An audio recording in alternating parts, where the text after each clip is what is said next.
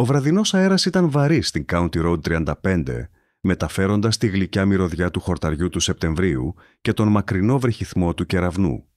Η 16χρονη Ρεμπέκα Χάμιλτον κοίταξε το ρολόι της. 6:42 μέτεμενήτρη. Το σκοτάδι έπεφτε πιο γρήγορα από το αναμενόμενο. Επιτάχυνε το βήμα της, προσαρμόζοντας τον ημάντα της τσάντας της γεμάτη με ψώνια από το παντοπολείο Μόρισονς. Η γνωστή διαδρομή 2 μιλίων μέχρι το σπίτι της δεν της είχε φανεί ποτέ τόσο μεγάλη. Ένα αυτοκίνητο πλησίασε από πίσω, τα φώτα του απλώνοντας τη σκιά της στο χαλίκι του δρόμου. Η Ρεμπέκα γύρισε ελαφρώς, ίσως αναγνωρίζοντας το όχημα. Τότε, σε μια στιγμή που θα στοιχειώσει το Γκέιλσμπουργκ του Μίσιγκαν για γενιές, εξαφανίστηκε. Χωρίς κραυγές, χωρίς πάλι, μόνο απουσία εκεί όπου λίγα λεπτά πριν στεκόταν μια ζωντανή έφηβη. Για 41 χρόνια, εκείνο το βράδυ του Σεπτεμβρίου του 1978, παρέμεινε παγωμένο στο χρόνο. Μια ανοιχτή πληγή για μια κοινότητα που αρνιόταν να υπουλωθεί. Οι ομάδες αναζήτησης διαλύθηκαν. Τα στοιχεία δεν οδήγησαν πουθενά. Η ελπίδα εξασθένησε μέχρι το 2019, όταν μια φωνή που είχε σιωπήσει για πολύ καιρό μίλησε επιτέλους. Έχουμε ταύτιση DNA. 4 λέξεις που έσπασαν 4 δεκαετίες μυστηρίου.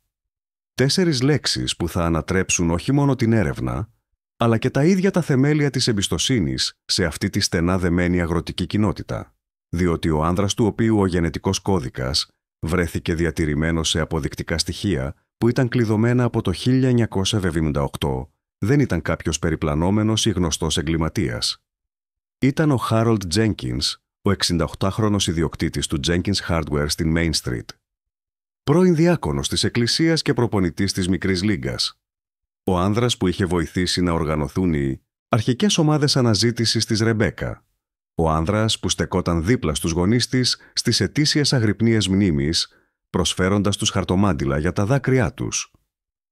Η αποκάλυψη θα χωρίσει τον Γκάλσμπουργκ σε 2 μέρη, με βάση την πίστη, τη μνήμη και την δυσπιστία.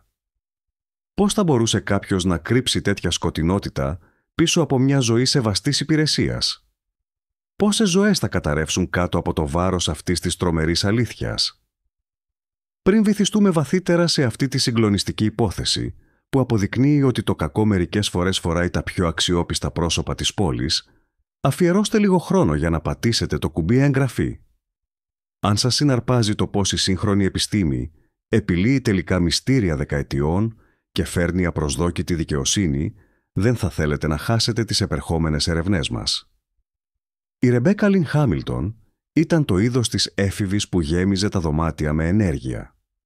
Στα 16 της ήταν ψηλή, 1,73 μέτρη, με καστανόξανθα μαλλιά που αντανακλούσαν το φως του ήλιου με τέτοιο τρόπο που έκανε τη φωτογραφία το αγαπημένο της χόμπι. Οι τοίχοι του δωματίου της στο μικρό διόροφο αγροτόσπιτο στο Wentworth Lane έδειχναν τα πάθη της σε μορφή Polaroid. Άλογα στην κομιτειακή έκθεση, ηλιοβασιλέματα πάνω από τη λίμνη Γκουλ και αμέτρητες αυθόρμητες φωτογραφίες των μικρότερων αδελφών της που είχαν τραβηχτεί ενώ γελούσαν.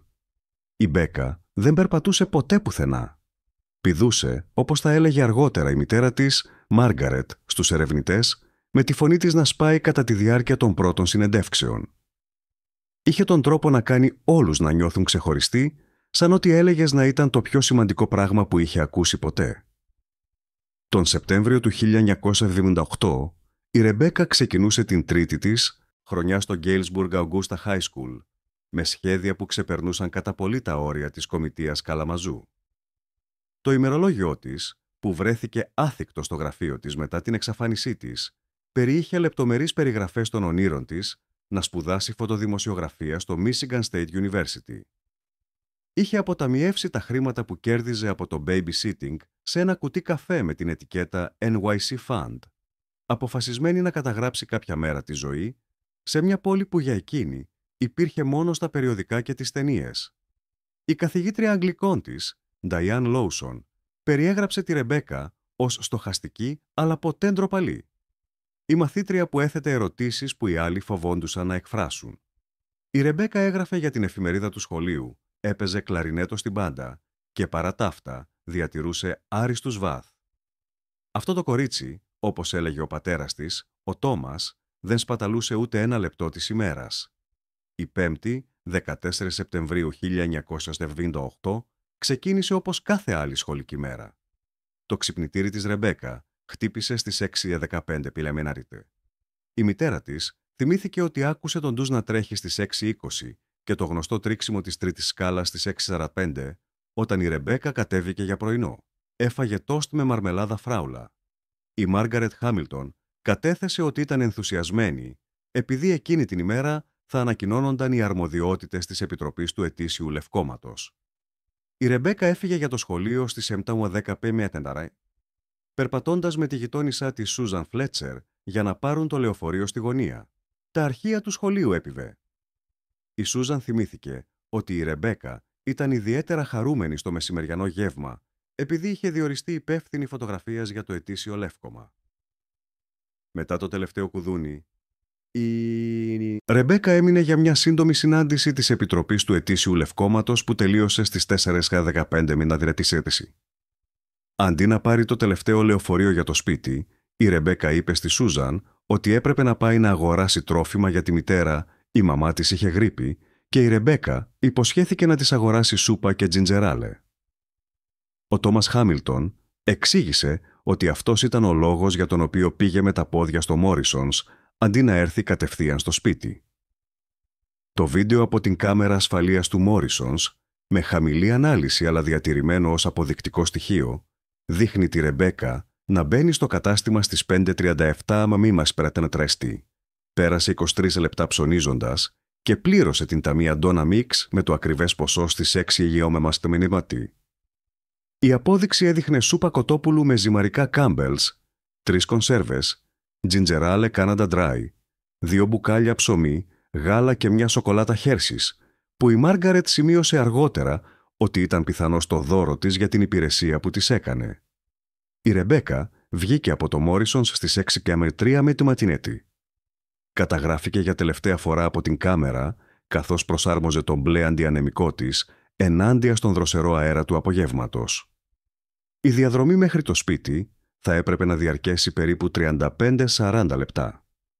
Η κατοικία των Χάμιλτον βρισκόταν 1,8 μίλια από το κατάστημα κατά μήκος της County Road 35. Μια αγροτική οδός 2 λωρίδων με σποραδικές αγροοικίες και χωράφια καλαμποκιού να εκτείνονται ανάμεσά τους. Στις 6:52 μίλιμετρες, η Μάργαρετ Χάμιλτον, ανησυχώντας για την καταιγίδα που πλησίαζε, τηλεφώνησε στο κατάστημα. Η Ντόνα επιβεβαίωσε ότι η Ρεμπέκα είχε φύγει σχεδόν 1 ώρα νωρίτερα. Στις 7:15, με τους κεραυνούς να σκάουν πάνω από τα κεφάλια τους και χωρίς κανένα σημάδι της κόρης τους, ο Τόμας άρχισε να οδηγεί στην διαδρομή μεταξύ του σπί.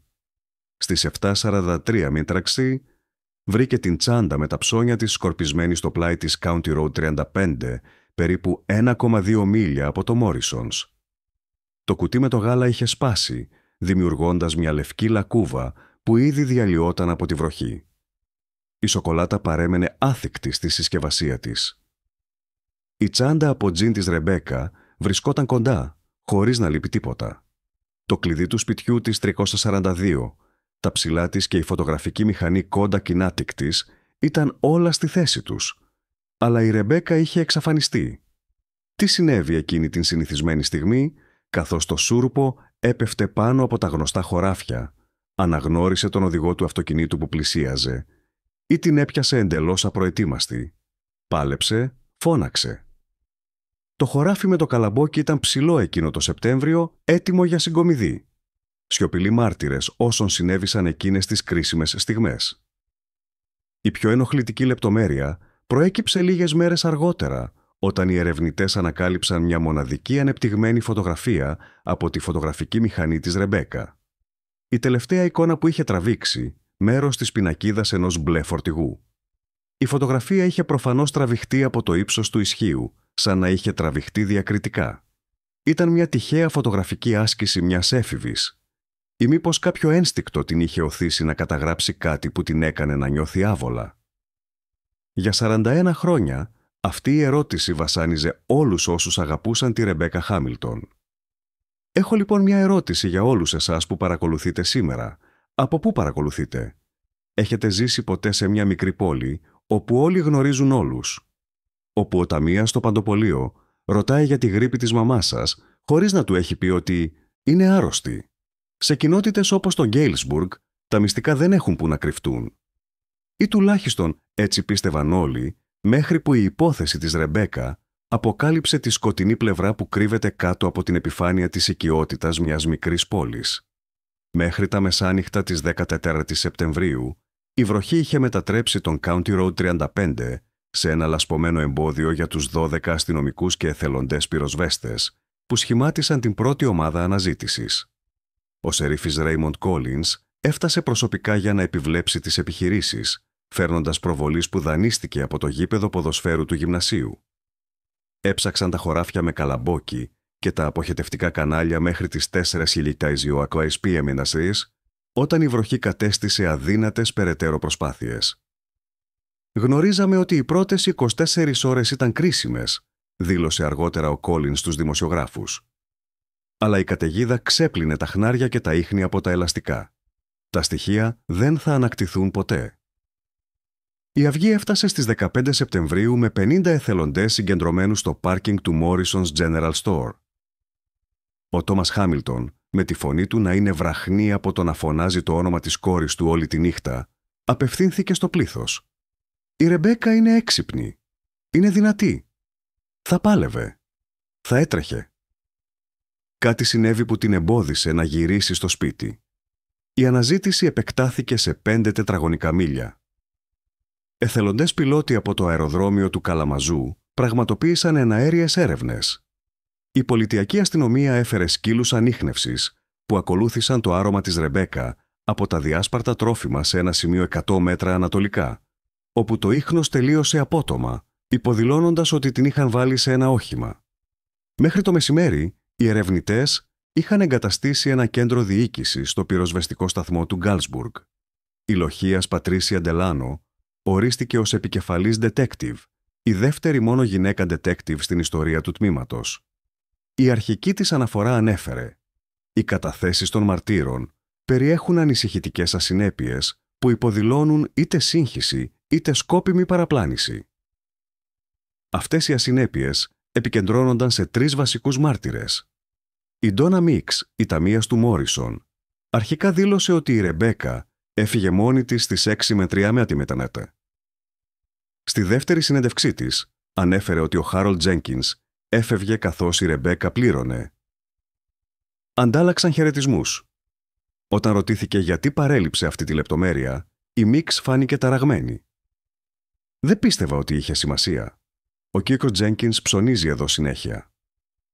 Ο Φρανκ Γουίτακερ, ένας αγρότης που επέστρεφε από την παράδοση καλαμποκιού στον Σιλό, ανέφερε ότι είδε τη Ρεμπέκα να περπατά μόνη της περίπου στις 6 με μετρική απαταγάς, περίπου μισό μίλι από το Μόρισον.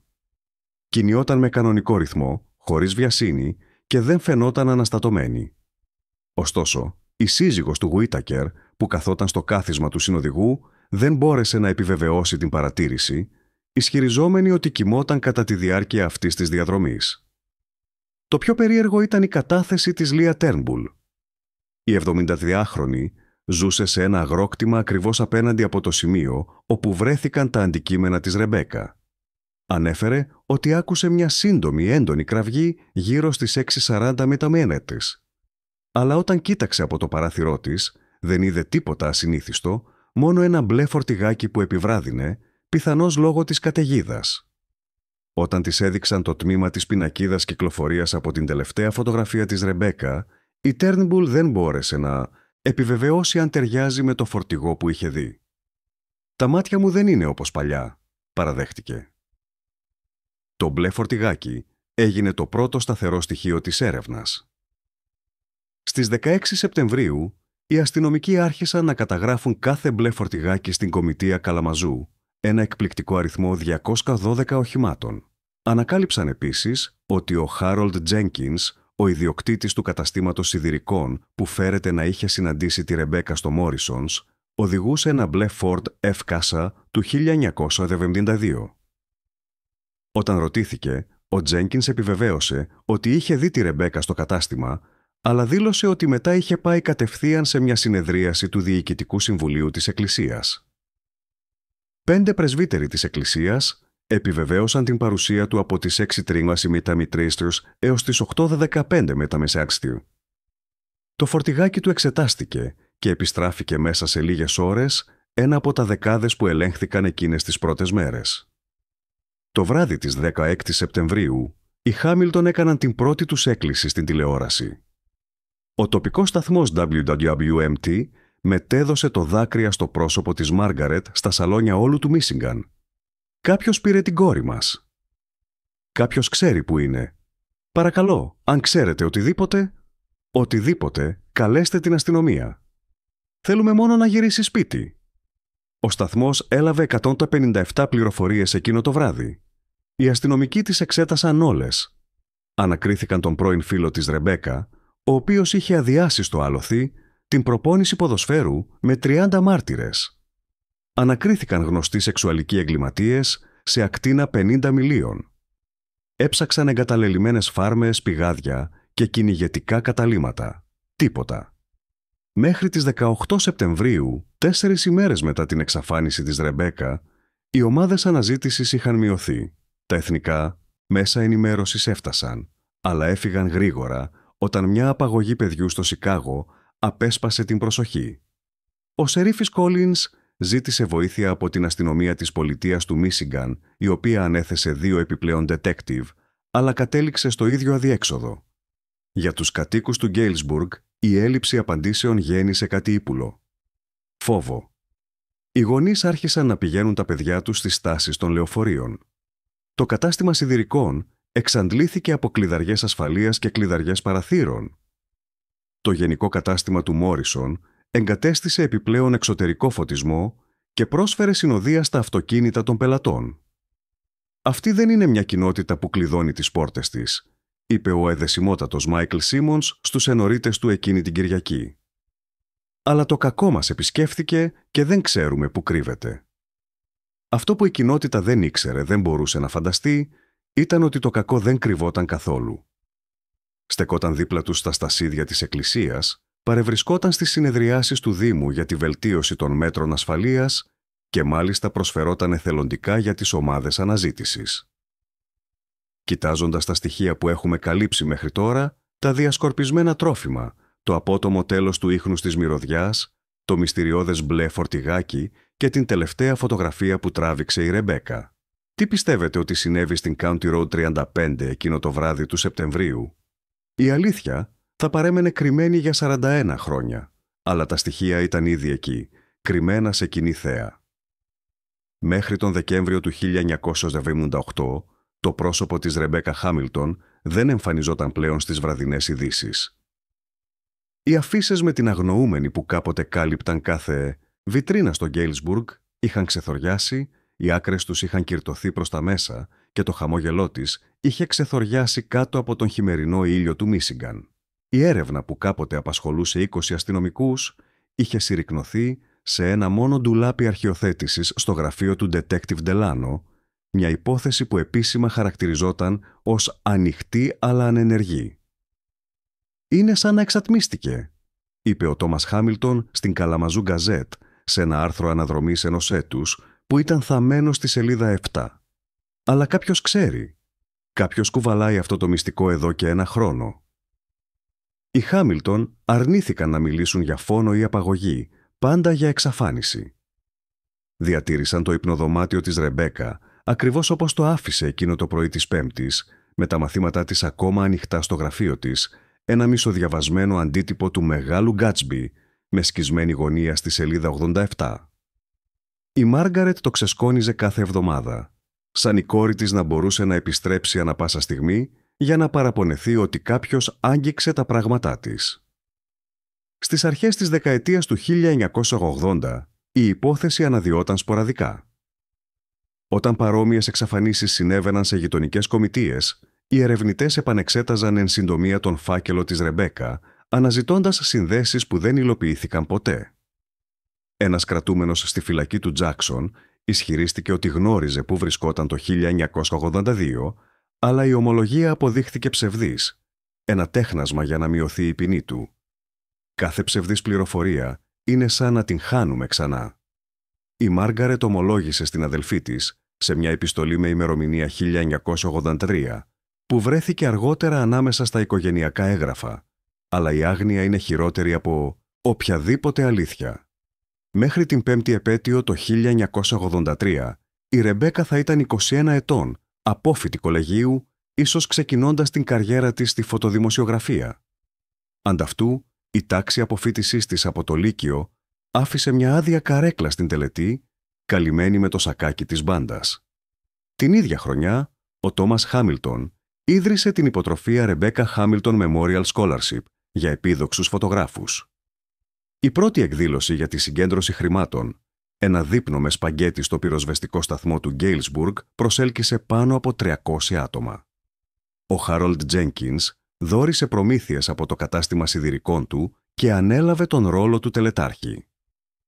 Το πνεύμα της Ρεμπέκα ζει μέσα από τα ταλέντα που θα βοηθήσει να καλλιεργηθούν σε άλλους, είπε ο Τζένκινς από το βήμα, με τη φωνή του να σπάει από αυτό που υπάρευρεις. Αν και την ήξερα μόνο ως πελάτησα, η ιστορία της μας έχει συγκινήσει όλους. Το 1988, 10 χρόνια μετά την εξαφάνιση της Ρεμπέκα, το ενδιαφέρον αναζωπυρώθηκε για λίγο όταν η detective Πατρίσια Ντελάνο, που είχε πλέον προαχθεί σε αστυνόμο, ξανά άνοιξε την υπόθεση με νέες τεχνικές εγκληματολογικής έρευνας. Τα αποδεικτικά στοιχεία που είχαν διατηρηθεί από το 1978. Τα διάσπαρτα αντικείμενα της Ρεμπέκα, δείγματα χώματος από το δρόμο, υποβλήθηκαν σε εξετάσεις που δεν ήταν διαθέσιμες μια δεκαετία νωρίτερα. Τα αποτελέσματα δεν ήταν καταληκτικά, αν και η Ντελάνο σημείωσε στην συμπληρωματική της έκθεση ότι τα αλλοιωμένα στοιχεία αίματος στην τσάντα του θύματος υποδηλώνουν ότι το τραύμα από αμβλή αντικείμενο προκλήθηκε στον τόπο της απαγωγής. Οι Χάμιλτον δεν έχασαν ποτέ την ετήσια συγκέντρωση στις 14 Σεπτεμβρίου, συγκεντρώνονταν το σούρουπο στην County Road 35, όπου βρέθηκαν τα ψώνια. Αυτό που ξεκίνησε με εκατοντάδες υποστηρικτές μειώθηκε σε δεκάδες και στη συνέχεια σε οικογένεια και στενούς φίλους. Μέσα στη βροχή, το χιόνι ή τις τέλειες φθινοπορεινές βραδιές που θύμιζαν τη νύχτα που εξαφανίστηκε. Στεκόντουσαν με κεριά και φωτογραφίες, διατηρώντας τη μνήμη της Ρεμπέκα, φωτισμένη ενάντια στη σκοτεινή επίδραση του χρόνου. Η Μάργαρετ ξεκίνησε μια παράδοση να διαβάζει κάθε χρόνο από το ημερολόγιο της Ρεμπέκα, μοιράζοντας τη φωνή μιας έφηβης που πάγωσε το 1978. Ενώ ο κόσμος γερνούσε γύρω από τα λόγια της, «Όταν πάρω το δίπλωμα οδήγησης τον επόμενο μήνα, θα οδηγήσω μέχρι τη λίμνη Μίσιγκαν μόνο για να δω το ηλιοβασίλεμα». Το είχε γράψει 2 εβδομάδες πριν εξαφανιστεί. Η μαμά λέει ότι είμαι δραματική, αλλά νομίζω ότι ορισμένες στιγμές αξίζουν να γίνουν μάρτυρες. Ο Τόμας πέθανε το 1996 χωρίς απαντήσεις. Μια καρδιακή προσβολή στα 54 του, που ο γιατρός του απέδωσε σε 18 χρόνια ανεπιλήτου πένθους. Η Μάργαρετ συνέχισε να αγωνίζεται, ιδρύοντας μία από τις πρώτες ομάδες υποστήριξης για οικογένειες αγνοουμένων στο Μίσιγκαν. Η 25η επέτειος το 2003 έφερε νέα προσοχή από τα μέσα ενημέρωσης. Το Colder Case Files, ένα δημοφιλές πρόγραμμα για πραγματικά εγκλήματα, παρουσίασε την εξαφάνιση της Ρεμπέκα, προκαλώντας μια σειρά από πληροφορίες, που όμως δεν οδήγησαν πουθενά. Ένας μέντιουμ από το Grand Rapids ισχυρίστηκε ότι η Ρεμπέκα ήταν θαμμένη κάτω από έναν κόκκινο αχυρώνα, κοντά σε νερό και αϊθαλή δέντρα, μια περιγραφή αρκετά ασαφής, ώστε να ταιριάζει με δεκάδες ιδιοκτησίες που η αστυνομία δεν είχε τους πόρους να ψάξει. Κατά τη διάρκεια αυτών των δεκαετιών, ο Χάρολντ Τζένκινς παρέμεινε στη λοβάτη της υποστήριξης της κοινότητας. Το κατάστημα σιδηρικών του χρηματοδοτούσε την ετήσια εκδήλωση συγκέντρωσης χρημάτων για υποτροφίες. Παρευρισκόταν σε κάθε αγρυπνία, φέρνοντας συχνά καφέ και κουβέρτες για την οικογένεια. Όταν το αστυνομικό τμήμα χρειάστηκε ανακαίνιση το 2005, το Jenkins Hardware προμήθευσε υλικά στο κόστος και προσέφερε εθελοντική εργασία για την επέκταση των χώρων αποθήκευσης αποδεικτικών στοιχείων, μια σύνης. Αυτό που κανείς δεν συνειδητοποίησε ήταν ότι τα αποδεικτικά στοιχεία που τελικά θα τον εξέθεταν βρισκόταν σε εκείνο το δωμάτιο, περιμένοντας την επιστήμη να προχωρήσει αρκετά ώστε να αποκαλύψει την ιστορία του. Αυτή η έρευνα πήρε απροσδόκητες τροπές που κανείς στο Γκέιλσμπουργκ δεν θα μπορούσε να προβλέψει, όπως αυτό το βίντεο, και εγγραφή για να παρακολουθήσετε περισσότερες πραγματικές υποθέσεις εγκλημάτων που αψήφισαν τις προσδοκίες. Υποθέσεις όπου οι απαντήσεις προήλθαν από μέρη που κανείς δεν σκέφτηκε να ψάξει και όπου η δικαιοσύνη έφτασε δεκαετίες μετά την απώλεια κάθε ελπίδας. Ο Νοέμβριος του 2017 ξεκίνησε χωρίς ιδιαίτερες εξελίξεις στο Γκέιλσμπουργκ. Η Μάργαρετ Χάμιλτον, σήμερα 76 ετών, περπατούσε με ένα μπαστούνι για να αφήσει λουλούδια στο μνημείο στο πλάι του δρόμου, που σηματοδοτούσε το σημείο όπου βρέθηκαν τα αντικείμενα της κόρης της 39 χρόνια νωρίτερα. Αυτό που δεν ήξερε ήταν ότι 180 μίλια μακριά, στο Λάνσινγκ, μια εγκληματολογική επανάσταση επρόκειτο να ξαναγράψει την τραγωδία της οικογένειάς της. Η αστυνομία της πολιτείας του Μίσιγκαν είχε μόλις λάβει μια ομοσπονδιακή επιχορήγηση 2,7 εκατομμυρίων δολαρίων για τη δημιουργία μιας μονάδας DNA για ανεξιχνίαστες υποθέσεις, με στόχο συγκεκριμένα τις ανεξιχνίαστες υποθέσεις πριν, από το 1990. Η υπολοχαγός Σοφία Ραμίρεζ, διευθύντρια της μονάδας, ξεκίνησε εξετάζοντας 211 φακέλους υποθέσεων που θα μπορούσαν να επωφεληθούν από προηγμένες εξετάσεις. Η εξαφάνιση της Ρεμπέκα Χάμιλτον ξεχώρισε αμέσως, εξήγησε η Ραμίρεζ σε μεταγενέστερη κατάθεσή της στο δικαστήριο. Τα αποδεικτικά στοιχεία είχαν διατηρηθεί με μεγάλη προσοχή και υπήρχαν πολλά μη εξετασμένα δείγματα που προηγήθηκαν των τυπικών πρωτοκόλων συλλογής DNA. Η αρχική έρευνα είχε συλλέξει αποξέσεις από τα νύχια της Ρεμπέκα, από την εγκαταλελειμμένη τσάντα ώμου της, οι οποίες διατηρήθηκαν, αλλά δεν εξετάστηκαν ποτέ, επειδή η τεχνολογία DNA δεν υπήρχε το 1978. Είχαν επίσης φυλάξει ίνες από το αντιανεμικό της, που βρέθηκαν κολλημένες σε θάμνους στο δρόμο κοντά στα διάσπαρτα αντικείμενά της. Το πιο ελπιδοφόρο ήταν ένα αντικειμενικό γυαλί μικροσκοπίου που περιείχε αυτό που φαινόταν να είναι δείγμα δερματικών κυτάρων που είχε ληφθεί από τον ημάντα της τσάντας της Ρεμπέκα, όπου είχε προφανώς αφαιρεθεί βίαια από τον ώμο της. Αυτά τα δείγματα παρέμειναν ως αποδεικτικά στοιχεία για σχεδόν 4 δεκαετίες, σημείωσε ο Ραμίρεζ, περιμένοντας την επιστήμη να τα ανακαλύψει. Η σημαντική ανακάλυψη ήρθε μέσω μιας διαδικασίας που ονομάζεται μαζική παράλληλη, μια τεχνική που επιτρέπει στους εγκληματολόγους να αναπτύξουν προφίλ DNA από δείγματα που κάποτε θεωρούνταν πολύ αλλοιωμένα ή μικροσκοπικά για να εξεταστούν. Σε αντίθεση με τις συμβατικές μεθόδους που απαιτούν σχετικά μεγάλα δείγματα, αυτή η τεχνολογία μπορούσε να εξαγάγει γενετικές πληροφορίες από λίγα μόνο κύτταρα. Τον Ιανουάριο του 2018, ο Δόκτωρ Μάρκους Βίτμαν, διευθυντής του εργαστηρίου, τηλεφώνησε στον Ραμίρεζ με νέα που αρχικά φαινόταν απογοητευτικά. «Έχουμε ένα αρσενικό προφίλ DNA από τον ημάντα της τσάντας, αλλά δεν βρίσκεται στο κότους». Το συνδυασμένο σύστημα ευρετηρίου DNA περιείχε προφίλ γνωστών εγκληματιών, αλλά αυτό το DNA ανήκε σε κάποιον που δεν είχε ποτέ συλληφθεί ή καταδικαστεί για έγκλημα που απαιτούσε τη συλλογή DNA. Απρόσβλητος, ο Ραμίρεζ ενέκρινε το επόμενο βήμα, την εγκληματολογική γενεαλογική γενετική, την ίδια τεχνική που είχε πρόσφατα ταυτοποιήσει τον Golden State Killer στην Καλιφόρνια. Αυτή η αμφιλεγόμενη προσέγγιση περιελάμβανε τη μεταφόρτωση του προφίλ DNA σε εμπορικές βάσεις δεδομένων γενεαλογίας, αναζητώντας αντιστοιχίες στην οικογένεια και όχι τον ίδιο τον ύποπτο. «Σκεφτείτε το σαν να δημιουργείτε ένα γενεαλογικό δέντρο ανάποδα», εξήγησε ο Δ. Βίτμαν. «Βρίσκουμε μακρινούς ξαδέλφους και μετά προχωράμε προς τα μέσα προς το άγνωστο πρόσωπο». Μέχρι τον Μάρτιο του 2018 είχαν περιορίσει τις πιθανότητες σε 3 οικογένειες στο νοτιοδυτικό Μίσιγκαν. Το εργαστήριο ξεκίνησε τότε την επίπονη διαδικασία της εξάλειψης, συλλέγοντας διακριτικά απορριφθέντα δείγματα DNA από τσίγαρα, φλιτζάνια καφέ, ακόμη και υδρότα, από όργανα γυμναστικής από πιθανούς υπόπτους, χωρίς να τους ειδοποιήσει για την έρευνα. Στις 7 Ιουνίου 2018, ο detective James Morales γευματίζε στο ετήσιο μπάρμπεκιου της κοινότητας Jenkins Hardware, όταν ο Harold Jenkins του έδωσε προσωπικά μια χαρτοπετσέτα και ένα μπουκάλι νερό. Αφού ο Jenkins απομακρύνθηκε, ο Morales δίπλωσε προσεκτικά τη χαρτοπετσέτα σε μια σακούλα αποδεικτικών στοιχείων που έκρυψε στην τσέπη του σακακιού του. 3 ημέρες αργότερα, το εργαστήριο τηλεφώνησε με τα αποτελέσματα που άφησαν τον detective άφωνο. Το DNA στην τσάντα της Ρεμπέκα τέριαζε με αυτό του Harold Jenkins με πιθανότητα 99,9998%. Θυμάμαι ότι κάθισα εκεί στο διάδρομο, διηγήθηκε ο Μοράλες. Αυτός ο άντρας είχε παρευρεθεί σε κάθε αγρυπνία. Είχε σερβίρει φαγητό στις εκδηλώσεις συγκέντρωσης χρημάτων για υποτροφίες. Είχε βοηθήσει στην κατασκευή του δωματίου αποδεικτικών στοιχείων, όπου φυλάγαμε τα δείγματα που τελικά θα τον εξέθεταν. Πριν προχωρήσουν σε σύλληψη, οι ερευνητές χρειάζονταν περισσότερα στοιχεία.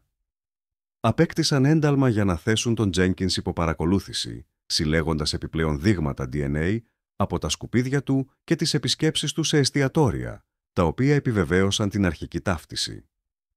Ανακάλυψαν επίσης κάτι εξαιρετικό κατά την εξέταση παλαιών φακέλων υποθέσεων. Το μπλε φορτηγάκι Ford του Harold Jenkins είχε απαλλαγεί πολύ γρήγορα το 1978. Η μερική πινακίδα κυκλοφορίας στην τελευταία φωτογραφία της Ρεμπέκα είχε αρχικά ερμηνευτεί ως J7, αλλά η σύγχρονη ψηφιακή βελτίωση αποκάλυψε ότι ήταν στην πραγματικότητα H7, τα πρώτα γράμματα της προσωπικής πινακίδας του Jenkins H7 που προωθούσε το κατάστημά του. Το πιο καταδικαστικό ήταν οι αρχικές σημειώσεις της ανάκρισης του detective Ντάνο από το 1978, που ήταν θαμμένες στο αρχείο. Είχε γράψει «Ο ύποπτος φαινόταν νευρικός όταν συζητούσε για το που βρισκόταν. Ισχυρίζεται ότι η συνάντηση της εκκλησίας ξεκίνησε στις 6:30, αλλά το ημερολόγιο της γραμματέως δείχνει ότι η συνάντηση καθυστέρησε μέχρι τις 7. Το ανεξήγητο κενό 30 λεπτών απαιτεί περαιτέρω έρευνα. Αυτή η περαιτέρω έρευνα δεν πραγματοποιήθηκε ποτέ, αφού οι πρεσβύτεροι της εκκλησίας επέμειναν ότι ο Τζένκινς ήταν παρόν στις 6:30 για την προσευχή πριν το γεύμα. Η Μάργαρετ Χάμιλτον κλήθηκε στο τοτοστόντος οπατός γης, γραφείο του σερίφη στις 12 Οκτωβρίου 2018. Όταν της είπαν για την ταύτιση του DNA, σύμφωνα με πληροφορίες ψιθύρισε «Χάρολντ, ο Χάρολντ μας», πριν καταρρεύσει σε μια καρέκλα. Ο άντρας που της είχε κρατήσει το χέρι κατά τη διάρκεια 40 χρόνων θλίψης ήταν η πηγή όλων αυτών.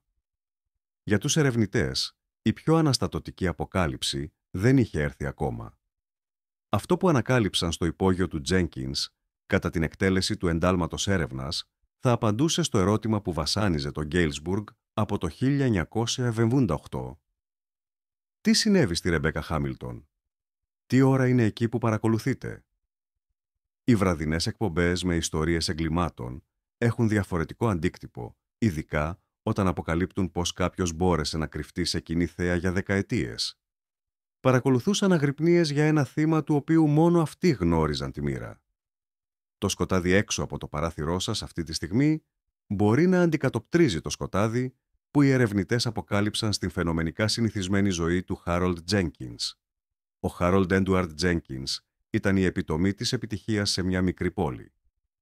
Γεννημένος και μεγαλωμένος στο Γκέιλσμπουργκ, είχε αναλάβει το 1972 το καταστήματα σιδηρικών του πατέρα του, που αντιμετώπιζε οικονομικές δυσκολίες, και το μετέτρεψε στο εμπό.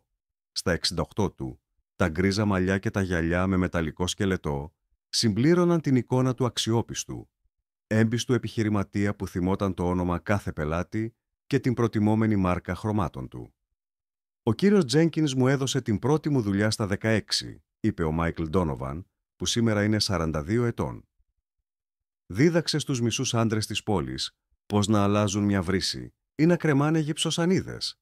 Δάσκαλος κατηχητικού σχολείου, προπονητής μικρής ομάδας, πρόεδρος του εμπορικού επιμελητηρίου. Ήταν το Γκέιλσμπουργκ. Στους τοίχους του καταστήματος σιδηρικών υπήρχαν βραβεία για δεκαετίες κοινωνικής προσφοράς. Ο Τζένκινς είχε διατελέσει 7 φορές μεγάλος μάρσαλ της παρέλασης της ημέρας μνήμης. Το ετήσιο μπάρμπεκιου της 4ης Ιουλίου συγκέντρωνε $1.000 για την εθελοντική πυροσβεστική υπηρεσία.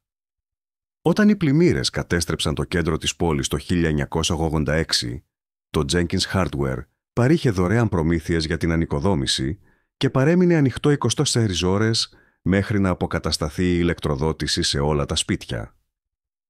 παντρεύτηκε την Ελέιν Κρόφορντ το 1981, 3 χρόνια μετά την εξαφάνιση της Ρεμπέκα. Μεγάλωσαν 2 υιοθετημένες κόρες που τώρα ζουν στο Σικάγο και το Ντένβερ. Αν και δεν ήταν πλούσιοι, το ζευγάρι ζούσε άνετα σε ένα ανακαινισμένο βικτοριανό σπίτι, 6 τετράγωνα μακριά από το κατάστημα σιδηρικών, διοργανώνοντας χριστουγεννιάτικα πάρτι με κάλαντα και χορηγώντας μια ετήσια υποτροφία. Αυτό που οι ερευνητές ανακάλυψαν κάτω από αυτή την προσεκτικά κατασκευασμένη πρόσωψη κατέστρεψε κάθε υπόθεση. Τα αρχεία του δικαστηρίου αποκάλυψαν ότι το 1970, ενώ φοιτούσε στο Πανεπιστήμιο του Δυτικού Μίσιγκαν, ο Τζένκινς είχε ανακριθεί σχετικά με μια καταγγελία για επίθεση σε φοιτήτρια. Η υπόθεση αποσύρθηκε όταν το θύμα εγκατέλειψε ξαφνικά το σχολείο. Το 1975, μια έφηβη υπάλληλος στο Jenkins Hardware παραιτήθηκε μετά από αυτό που τα αρχεία του καταστήματος χαρακτήρισαν ως παρεξήγηση στο χώρο εργασίας. Κανένα από τα 2 περιστατικά δεν οδήγησε σε κατηγορίες. Το πιο ανησυχητικό ήταν η αιμονική τεκμηρίωση του Jenkins. Κατά τη διάρκεια της έρευνας, η αστυνομία ανακάλυψε ένα κρυφό δωμάτιο πίσω από το εργαστήριο του στο υπομέσα σε αυτό, ένα ντουλάπι αρχείων, περιείχε 40 χρόνια από κόμματα εφημερίδων σχετικά με την υπόθεση της Ρεμπέκα, κάτι που ξεπερνούσε κατά πολύ το απλό ενδιαφέρον. Φωτογραφίες από μεταγενέστερες αγρυπνίες έδειχναν τον Τζένκινς να στέκεται όλο και πιο κοντά στη Μάργαρετ Χάμιλτον κατά τη διάρκεια των δεκαετιών, μέχρι που τελικά έγινε ο τακτικός σύντροφός της και υποστηρικτής της. Δεν έκρυψε απλώς το έγκλημά του. Η εισαγγελέας Άντρεα Λόουσον θα υποστήριζε αργότερα στο δικαστήριο ότι ο Τζένκινς εισχώρησε στις συνέπειες του εγκλήματός του, παρακολουθώντας τη θλίψη που η εγκληματολογική λογιστική αποκάλυψε ένα άλλο μοτίβο. Ο Τζένκινς έκανε ετήσιες δωρεές σε μετρητά στο Ταμείο Υποτροφιών Ρεμπέκα Χάμιλτον, που αντιστοιχούσαν ακριβώς το ποσό που είχε η Ρεμπέκα στον τραπεζικό της λογαριασμό τη στιγμή της εξαφάνισής της, $1.420 κάθε χρόνο για 40 χρόνια. Όταν ρωτήθηκε για αυτό το συγκεκριμένο ποσό, ο Τζένκινς φέρεται να απάντησε «Τουλάχιστον αυτό της χρωστούσα».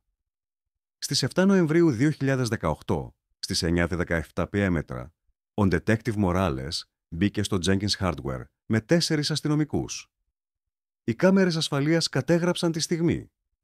Ο Τζένκινς βοηθούσε έναν ηλικιωμένο πελάτη να επιλέξει μονοτικά υλικά. Όταν ο Μοράλες πλησίασε τον πάγκο, «Χαρλ Τζένκινς, έχουμε ένταλμα σύλληψης σε σχέση με την απαγωγή και τη δολοφονία της Ρεμπέκα Χάμιλτον», ανακοίνωσε ο Μοράλες, αρκετά δυνατά ώστε να τον ακούσουν καθαρά οι 6 πελάτες και οι 3 υπάλληλοι που ήταν παρόντες. Το βίντεο του καταστήματος δείχνει την έκφραση του Τζένκινς να αλλάζει από σύγχυση σε παραίτηση μέσα σε λίγα δευτερόλεπτα. Αφαίρεσε προσεκτικά την ποδιά του, την δίπλωσε και την έβαλε στον πάγκο πριν τεντώσει τα χέρια του για να του βάλουν χειροπέδες. «Νομίζω ότι η Μάργαρετ πάντα ήξερε ότι ήμουν εγώ», είπε το μόνο σχόλιο του πριν ζητήσει δικηγόρο. Η είδηση της σύλληψης διαδόθηκε στο Γκέιλσμπουργκ με πρωτοφανή ταχύτητα. Μέχρι το μεσημέρι, όλα τα τοπικά και περιφερειακά μέσα ενημέρωσης είχαν στείλει συνεργεία έξω από το γραφείο του σερίφη. Πελάτες που βρίσκονταν μέσα στο Jenkins Hardware, κατά τη διάρκεια της σύλληψης, δημοσίευσαν βίντεο που έγιναν viral σε εθνικό επίπεδο μέσα σε λίγες ώρες. Η αντίδραση της κοινότητας ξεπέρασε το σοκ, εκδηλώνοντας ένα συλλογικό τραύμα. Μακροχρόνιοι πελάτες συγκεντρώθηκαν έξω από το πλέον κλειστό κατάστημα σιδηρικών. Κάποιοι άφησαν λουλούδια σαν να θρηνούσαν τον θάνατο του άνδρα που νόμιζαν ότι γνώριζαν. Άλλοι εξέφρασαν την οργή τους με αρκετούς κατοίκους να βανδαλίζουν το κατάστημα κατά τη διάρκεια της νύχτας, κάτι σχεδόν άγνωστο στο Γκέιλσμπουργκ. «Αγόρασα το πρώτο μου σετ εργαλείων για το σπίτι από τον Χάρολντ», είπε η συνταξιούχος δασκάλα Σούζαν Μπρέναν, 70 ετών. «Με βοήθησε να οργανώσω την κηδεία του συζύγου μου και τώρα μαθαίνω ότι είναι υπεύθυνος για την εξαφάνιση της Ρεμπέκα. Σε κάνει να αμφισβητείς τα πάντα και όλους. Η προδοσία ήταν πιο οδυνηρή για όσους είχαν επιτρέψει στον Τζένκινς να μπει στη θλίψη τους. Οι φίλοι της Ρεμπέκα από το Λύκειο, που τώρα είναι οι ίδιοι μεσήλικες γονείς, είχαν δεχτεί την παρηγοριά από τον άνδρα που τους προκάλεσε πόνο. Οι εθελοντές πυροσβέστες που έψαχναν τα χωράφια μαζί με τον Τζένκινς συνειδητοποίησαν τώρα ότι ήξερε ακριβώς πού να μην ψάξει. Ο πάστορας Ρόμπερτ Γουίλσον, που είχε προσφέρει το άλοθη του Τζένκινς για δεκαετίες, υπέστη ένα ελαφρύ εγκεφαλικό 2 ημέρες μετά τη σύλληψη. Από το κρεβάτι του νοσοκομείου εξέδωσε μια το κακό, φοράει πολλές μάσκες, συμπεριλαμβανομένης της δικαιοσύνης. Η εκκλησιαστική μας οικογένεια φιλοξένησε έναν αρπακτικό, ενώ παρηγορούσε τα θύματά του. Ήθε ο Θεός να μας συγχωρέσει όλους. Ίσως το πιο σπαρακτικό ήταν η αντίδραση της Μάργαρετ Χάμιλτον. Όταν οι δημοσιογράφοι τη ρώτησαν πώς ένιωθε για τη σύλληψη του Τζένκινς, απάντησε απλά: «Μου έφερνε καφέ κάθε 14 Σεπτεμβρίου για 40 χρόνια, στέκοντας δίπλα μου όπου άφηνε τα πράγματα της κόρης μου. Πώς μετράτε τέτοια σκληρότητα?» Η σύλληψη αποκάλυψε ρογμές στον τρόπο με τον οποίο οι κοινότητες αντιμετωπίζουν την προδοσία. Ενώ πολλοί εξέφρασαν ικανοποίηση που επιτέλους έλαβαν απαντήσεις, άλλοι αγωνίστηκαν με γνωστική ασυμφωνία, ανίκανοι να συμφιλιώσουν τον αγγελιοφόρο που γνώριζαν με το τέρας που αποκάλυψε το DNA. Ιστορίες όπως αυτή μας υπενθυμίζουν ότι οι εμφανίσεις μπορεί να είναι παραπλανητικές. Ο γείτονας που καθαρίζει το πεζοδρόμιό σας. Ο επιχειρηματίας που χορηγεί τοπικές αθλητικές ομάδες. Η εμπιστοσύνη μας βασίζεται συχνά σε προσεκτικά επιμελημένες δημόσιες προσωπικότητες. Μοιραστείτε αυτό το βίντεο με κάποιον που εκτιμά την πολυπλοκότητα της ανθρώπινης φύσης και καταλαβαίνει ότι μερικές φορές τα πιο σκοτεινά μυστικά κρύβονται πίσω από τα πιο λαμπερά χαμόγελα της πόλης. Η δίκη του Χάρολντ Τζένκινς ξεκίνησε στις 15 Απριλίου 2019 στο δικαστήριο της Κομιτείας Καλαμάζου.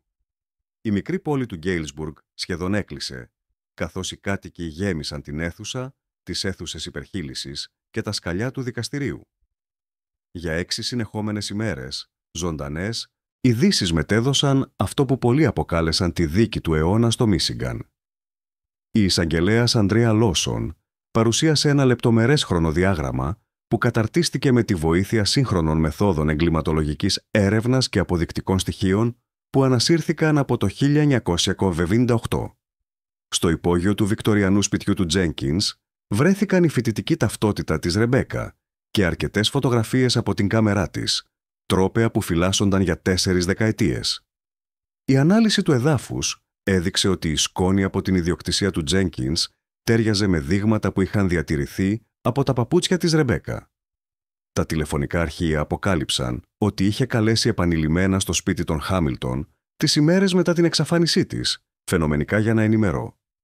Το πιο ισχυρό αποδεικτικό στοιχείο της εισαγγελίας προήλθε από τα λείψανα της Ρεμπέκα, που ανακαλύφθηκαν θαμμένα κάτω από το τσιμεντένιο δάπεδο ενός παλιού αποθηκευτικού υπόστεγου πίσω από το κατάστημα σιδηρικών του Τζένκινς, το οποίο χτίστηκε λίγες μέρες μετά την εξαφάνισή της. Το DNA επιβεβαίωσε την ταυτότητά της, ενώ η εγκληματολογική ανθρωπολογία αποκάλυψε αμυντικά κατάγματα στους καρπούς και τα δάχτυλά της. Η Ρεμπέκα αντιστάθηκε στον επιτιθέμενό της, η ιατροδικαστής Δοκτέρ Ελάιζα Θόρτον. Κατά την αντεξέταση, η ομάδα υπεράσπισης του Τζένκινς προσπάθησε να τον παρουσιάσει ως στυλοβάτη της κοινότητας χωρίς ιστορικό βίας, υποδηλώνοντας αλλίωση των αποδεικτικών στοιχείων κατά τη διάρκεια των δεκαετιών. Αυτή η στρατηγική κατέρευσε όταν 3 γυναίκες κατέθεσαν αναφορές για ενοχλητικές συναντήσεις με τον Τζένκινς που χρονολογούνται από το 1969. Καμία από αυτές δεν είχε καταγγελθεί προηγουμένως λόγω της θέσης του στην κοινότητα. Την 4η ημέρα της δίκης, ο Τζένκινς συγκλώνησε την αίθουσα του δικαστηρίου, απολύοντας τους δικηγόρους του και αλλάζοντας την απολογία του σε ένοχη. Με μονότονη φωνή, ομολόγησε ότι συνάντησε τη Ρεμπέκα στην County Road 35 και της πρόσφερε να την πάει με το αυτοκίνητο καθώς πλησίαζε η καταιγίδα. Όταν εκείνη αρνήθηκε, επικαλούμενη τις προειδοποιήσεις των γονιών της να μην δέχεται μεταφορές, περιέγραψε ότι θύμωσε παράλογα με την άρνησή της. Η κλινική περιγραφή του για το τι ακολούθησε άφησε αρκετούς ενόρκους σε δάκρυα και η Μάργαρετ Χάμιλτον έπρεπε να συνοδευτεί έξω από την αίθουσα του δικαστηρίου. «Ποτέ δεν ήθελα να γίνω μέρος της έρευνας», δήλωσε ο Τζένκινς. «Αλλά από τη στιγμή που βρέθηκα εκεί, το να παρακολουθώ τον πόνο τους έγινε εθισμός. Κάθε αγρυπνία, κάθε έρανος, το μαρτύριό τους με έκανε να νιώθω ισχυρός. Μπορούσα να το προκαλέσω και μετά να εμφανίζομαι για να το απαλύνω». Στις 3 Μαΐου 2019, η δικαστής Ελενάρ Σίμονς καταδίκασε τον Χάρολντ Τζένκινς σε ισόβια κάθυρξη χωρίς δυνατότητα αποφυλάκησης. Πριν εκδώσει την ποινή, του απευθύνθηκε απευθείας. Για 40 χρόνια παρακολουθούσατε μια οικογένεια να πνίγεται στον πόνο που εσείς προκαλέσατε. Η υποκριτική συμπόνια σου επιδεινώνει το έγκλημά σου πέρα από κάθε μέτρο. Για την οικογένεια Χάμιλτον, η καταδίκη έφερε απαντήσεις, αλλά και μια περίπλοκη κατάληξη. Ο μικρότερος αδελφός της Ρεμπέκα, ο Τόμας Τζούνιορ, τώρα 54 ετών, μίλησε σε συνέντευξη τύπου. «Δεχτήκαμε την παρηγοριά από τον δολοφόνο της αδελφής μας. Τον καλωσορίσαμε στη θλίψη μας. Αυτή η συνειδητοποίηση μας στοιχιώνει όσο και η απουσία της. Η Μάργαρετ, τώρα η μόνη επιζώσα γονέας, επισκέφθηκε τα πρόσφατα ανακαλυφθέντα λείψανα της, τελικά της είπα την αλήθεια. Μοιράστηκε με τους υποστηρικτές των θυμάτων. Της είπα ότι δεν σταματήσαμε ποτέ να την ψάχνουμε. Δεν σταματήσαμε ποτέ να την αγαπάμε. Ότι η ζωή της είχε τόσο μεγάλη σημασία, ώστε η δικαιοσύνη να βρει τον δρόμο της ακόμη και δεκαετίες αργότερα. Για τους κατοίκους του Γκέιλσμπουργκ, η καταδίκη του Τζένκινς επέβαλε μια οδυνηρή συλλογική συνειδητοποίηση. Το κατάστημα σιδηρικών, που είχε λειτουργήσει ως κέντρο της κοινότητας για γενιές, έκλεισε οριστικά και τελικά ανακαινίστηκε σε κέντρο νεότητας που πήρε το όνομά του από τη Ρεμπ. Πρώην υπάλληλοι και φίλοι του Τζένκινς σχημάτισαν ομάδες υποστήριξης για να επεξεργαστούν τα σύνθετα συναισθήματά τους, την προδοσία, την ενοχή και την αποπροσανατολιστική συνειδητοποίηση ότι ποτέ δεν γνώρισαν πραγματικά τον άνθρωπο που σεβόταν. «Όλοι αμφισβητούμε τώρα την κρίση μας», είπε ο αεδεσιμότατος Γουίλσον σε μια τελετή θεραπείας της κοινότητας. Πόσες χειραψίες, συνομιλίες και κοινά γεύματα με κάποιον που έκρυβε τέτοια σκοτεινότητα. Δοκιμάζει την πίστη σου στην ανθρωπότητα. Πέρα από τον Γκάλσμπουργκ, η υπόθεση ανέδειξε τον επαναστατικό αντίκτυπο της εγκληματολογικής γενεαλογίας στην επίλυση ανεξιχνίας των υποθέσεων σε ολόκληρη τη χώρα. Τον χρόνο που ακολούθησε την καταδίκη του Τζένκινς, 17 ανεξιχνίαστες δολοφονίες και εξαφανίσεις από τη δεκαετία του 1970 και του 1980 επιλύθηκαν με τη χρήση παρόμοιων τεχνικών. Η μονάδα ανεξιχνίας των υποθέσεων της αστυνομίας του Μίσιγκαν έλαβε χρηματοδότηση για 10 επιπλέον ερευνητές, με την υπόθεση της Ρεμπέκα να αναφέρεται ως Ιον Detective Morales, ο οποίος συνέλεξε το ποτούσον της δείγμα DNA που έλυσε την υπόθεση, τώρα διοργανώνει εκπαιδευτικά σεμινάρια για τις αρχές επιβολής του νόμου σε ολόκληρη τη χώρα. Το DNA δεν ξεχνάει και δεν λέει ψέματα, λέει στους νεοσύλλεκτους. Ένας δολοφόνος μπορεί να ξεφύγει από τη δικαιοσύνη για δεκαετίες, αλλά η επιστήμη είναι υπομονετική. Ο χρόνος δεν είναι πλέον με το μέρος τους. Πώς θα αισθανόσασταν αν κάποιος που σεβόσασταν για δεκαετίες αποκαλυπτόταν ότι έκρυβε ένα τόσο σκοτεινό μυστικό? Οι κάτοικοι του Γκέιλσμπουργκ συνεχίζουν να παλεύουν με αυτό το ερώτημα, εξετάζοντας φωτογραφίες όπου στέκονται χαμογελαστοί δίπλα στον Χάρολντ Τζένκινς σε κοινοτικές εκδηλώσεις. Αναρωτιούνται αν θα έπρεπε να είχαν αντιληφθεί με κάποιο τρόπο το κακό πίσω από το φιλικό χαμόγελο του ιδιοκτήτη του καταστήματος σιδηρικών. Στις 14 Σεπτεμβρίου 2020, 42 χρόνια μετά την ημέρα που εξαφανίστηκε η Ρεμπέκα Χάμιλτον, το Γκέιλσμπουργκ αποκάλυψε έναν κήπο μνήμης όπου κάποτε βρισκόταν το Morrison's General Store. Στο κέντρο του βρίσκεται ένα χάλκινο άγαλμα μιας νεαρής γυναίκας με μια φωτογραφική μηχανή που απαθανατίζει τη ζωή μέσα από ένα φακό που έχει παγώσει για πάντα στο 1978. Η πλάκα φέρει απλά την επιγραφή «Ρεμπέκα Λιν Χάμιλτον». Η ιστορία της συνεχίζει να φέρνει την αλήθεια στο φως. Κάθε χρόνο, οι φοιτητές που λαμβάνουν την υποτροφία Ρεμπέκα Χάμιλτον Memorial Scholarship συμμετέχουν τώρα σε ένα πρόγραμμα φωτογραφικής τεκμηρίωσης που εστιάζει στην ευαισθητοποίηση για τις ανεξιχνίαστες υποθέσεις. Το έργο τους έχει εκτεθεί σε γκαλερί σε όλο το Μίσιγκαν, μετατρέποντας την τραγωδία μιας οικογένειας σε ένα κίνημα που έχει βοηθήσει στην ταυτοποίηση των λειψάνων σε 3 προηγούμενες ανεξιχνίαστες υποθέσεις εξαφάνισης. Η Μάργαρετ Χάμιλτον, που πλησιάζει τα 80, μιλάει τακτικά σε συνέδρια εγκληματολογικής επιστήμης. «Η καθυστερημένη δικαιοσύνη είναι ακόμα δικαιοσύνη», λέει στο ακροατήριο των ερευνητών και των τεχνικών εργαστηρίων. Η κόρη μου περίμενε 41 χρόνια για να μας πει τι της συνέβη, αλλά η επιστήμη της έδωσε τελικά φωνή. Το υπόγειο δωμάτιο, όπου οι ερευνητές αποθήκευαν κάποτε τα στοιχεία της Ρεμπέκα, έχει μετατραπεί στο εργαστήριο ανεξιχνίας των υποθέσεων Χάμιλτον, μια υπερσύγχρονη εγκατάσταση, όπου γενεαλόγοι και εγκληματολόγοι συνεργάζονται για την επίλυση ανεξιχνίας των εγκλημάτων. Στους τοίχους του εκτίθενται φωτογραφίες αγνοουμένων, των οποίων οι οικογένειες εξακολουθούν να περιμένουν απαντήσεις, μια οπτική υπενθύμηση των ανθρώπινων ιστοριών πίσω από κάθε αριθμό υπόθεσης. Ο Detective Morales ίσως συνόψισε καλύτερα την κληρονομιά της Ρεμπέκα κατά τη διάρκεια μιας συνέντευξης με την ευκαιρία της πρώτης επετείου. Η Ρεμπέκα Χάμιλτον σιωπήθηκε στα 16 της, αλλά η υπόθεση της τώρα μιλάει για τα θύματα που περίμεναν δεκαετίες για την αλήθεια. Το μήνυμα προς τους δράστες είναι σαφές. Δεν υπάρχει παραγραφή για το DNA. Δεν υπάρχει ημερομηνία λήξης για τα αποδεικτικά στοιχεία που έχουν διατηρηθεί σωστά. Η επιστήμη εξελίσσεται και τα μυστικά που κρύβονται για γενιές μπορούν να αποκαλυφθούν με ένα μόνο κύτταρο. Για τις χιλιάδες αμερικανικές οικογένειες που εξακολουθούν να περιμένουν απαντήσεις για τους αγνοούμενους αγαπημένους τους, η υπόθεση της Ρεμπέκα προσφέρει κάτι πολύτιμο, μια απτή ελπίδα.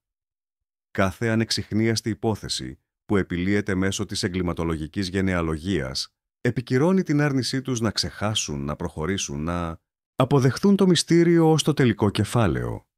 Όσο για τον Χάρολντ Τζένκινς, τον άνδρα που δολοφόνησε μια έφηβη και στη συνέχεια πέρασε 40 χρόνια ενσωματωμένος στον πόνο της οικογένειάς της.